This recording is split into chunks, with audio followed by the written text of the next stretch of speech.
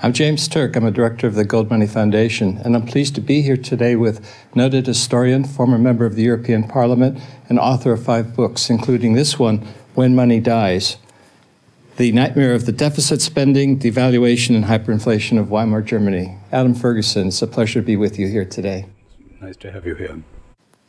So Adam, in your book, it is clear that the underlying cause of great hyperinflation was that at the time central bankers and government officials didn't connect the dots between money printing and inflation. In the current crisis with the quantitative easings and competitive currency devaluation, do you think central bankers are at risk of making the same mistake?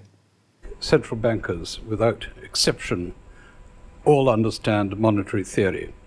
The fact that they ignore what they know is for political or economic or other purposes is beside the point. They know what causes inflation, they know what causes devaluation and depreciation of the currency. Sometimes it is seen to be politically necessary to do what all common sense tells you should not be done. Since 2007, the spending of the United States on wars and social programs seems to have broken free of the realities of finance. Do you see the parallels? I think that's stretching it quite a long way. In Germany in 1914, hoped to win a quick war. They hoped it would be over by Christmas, and that they would be able to pay for it by what they seized from the Allied treasuries when they'd won it. This is not the same kind of condition at all. The wars that the West, America, NATO has been fighting have all been for very different purposes with very different objectives than from what Germany was seeking in those days. And the financing of the war, well, the Germans simply didn't bother to think out how that war should be financed. They didn't think it would arise. But isn't that a parallel with the present situation? Are governments today really thinking the consequences of the deficit spending that they're pursuing to finance wars and social programs? I suppose that's so. You could certainly argue it, but national defense is often thought to be the most important thing for many people. And whether you think a war here or there across the world is in the national defense is another matter. But national defense is something that from throughout history people have always put right at the top of the national necessities. When you wrote Money Dies in 1975, the world was in the grip of inflation at double digits or approaching double digits. It was, yes. Yeah. Do you see a similar occurrence of inflation? Do you see inflation occurring again in the future as a consequence of the policies that are being pursued? Oh, yes, I do. I see it getting worse and worse. The question is how bad it's going to be. If you're looking again back on Germany, I don't think it's possible to have in an advanced Western economy hyperinflation of the kind that was achieved there mainly through monetary ignorance. But inflation, if you start inflating your economy, you're playing with fire always, and it can get out of hand. And to that extent, the parallel again is certainly there. Do you sense that inflation is starting to get out of hand, given all of the quantitative easing that central banks around the world are pursuing to finance these seemingly never-ending government deficits? I think the position is, of course, terribly serious right through, again, the Western economies. I don't see that any of these economies is going to be able to grow its way out of the extraordinary debts that they have. The logic of that, if you can't grow your way out of your debt, you have to repudiate that debt. And there is only one serious way of repudiating debt, and that's by inflating. It's what a government can do, and possibly what the only thing it can do eventually. If those debts have to be met, you just get rid of them.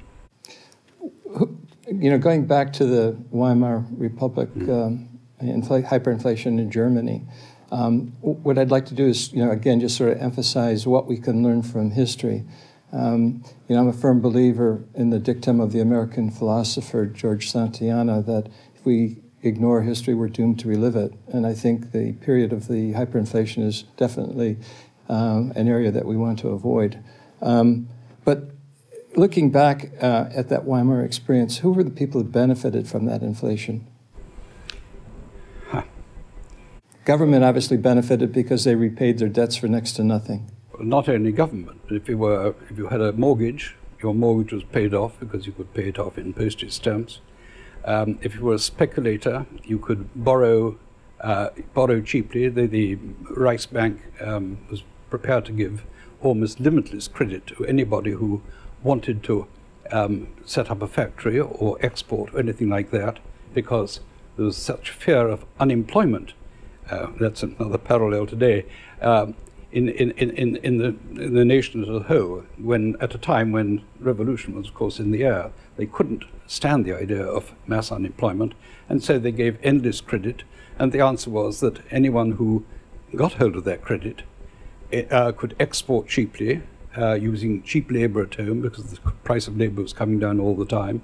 And so you got profiteering and speculation on a very, very big scale. The effect of that was to bring a lot of foreign exchange into the country, and the people who used that were again the industrialists and profiteers who were building up their empires all the time.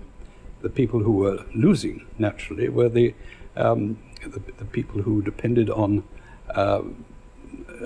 shares and bonds and everything else. Anyone who'd saved any money, all that money disappeared. The other people who did well, it's an extraordinary thing how, I think you can see it again now, inflation develops its own lobby, supporting lobby. There are people who, as in Germany, people tried to persuade the government to go on inflating, to go on printing money, because they were making so much out of it. Nowadays, the people who benefit are the hedge fund managers, all the people across the world who are making a lot of money out of the wild fluctuations in the value of currencies all across the world. These are people who benefit.